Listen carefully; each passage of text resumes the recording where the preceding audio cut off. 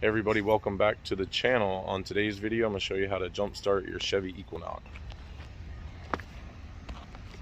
Okay, so when you're trying to jump start your Chevy Equinox, you got to come over to the driver's side door, and then down here in the kick panel area under the dash, you'll see this little lever here. It has a picture of a vehicle on it with a hood popped.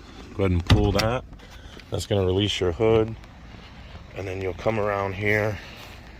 Try to lift up the hood, but it won't lift up because there's a secondary latch just to the passenger side of the Chevy emblem there, and that's it right there. It just pushes over to the driver's side, and that releases that little latch there. And then under your hood, you've got your red positive connection here. Usually has a little plus sign on it, and then you have your negative here. This is your battery here, and this is a computer on top of it, held in by a 10mm bolt. If you take that off, you can slide this and lay it out of your way to get a connection to your positive post if you need to. But this is the jump point that they give you for, you know, not removing that. So we're going to be using a Noco GB150 box.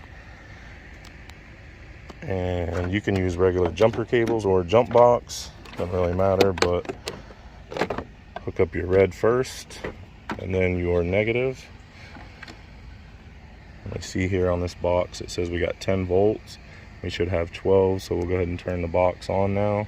If you're jump starting from another car, make sure you have the other car turned off, then hook up the cables, then start the other car, then start the car you're jumping from. Okay, you can start it, sir.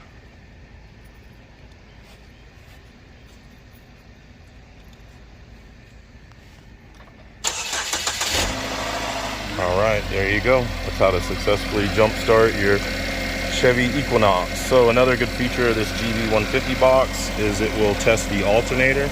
You need to have 13, 8 to 14, you know, something to have a good alternator, and that's where we're at. So we got a good alternator here according to this box. So it's just a battery issue, and we'll go ahead and disconnect or shut off our power and then disconnect everything. If you're disconnecting from another car, go ahead and shut the other car off and then disconnect your cables from this car. Put your little rubber boots back on and you're good to go. That's how you jump start it. Alright you guys, so he's off to get a new battery. Now on these Chevy Equinox, you can't just go to your local part store and get a battery installed because it's such a ordeal to put a battery in this thing with the computer on top, and then it has a bracket that goes under a piece of plastic across the radiator support area. So with that being said, you're gonna have to go to like Pep Boys or some kind of small mechanic to get the battery installed, most likely, or you can install it yourself. It's really not that hard to put in yourself. You just need a few small tools like 10mm sockets and wrenches, and that's about it, and maybe an 8mm. Other than that, that's it. Well, anyways guys, I hope you enjoyed the video. I'm going to go ahead and get on my next call. Don't forget to like and subscribe. Drop me a comment. We'll see you next time. Bye now.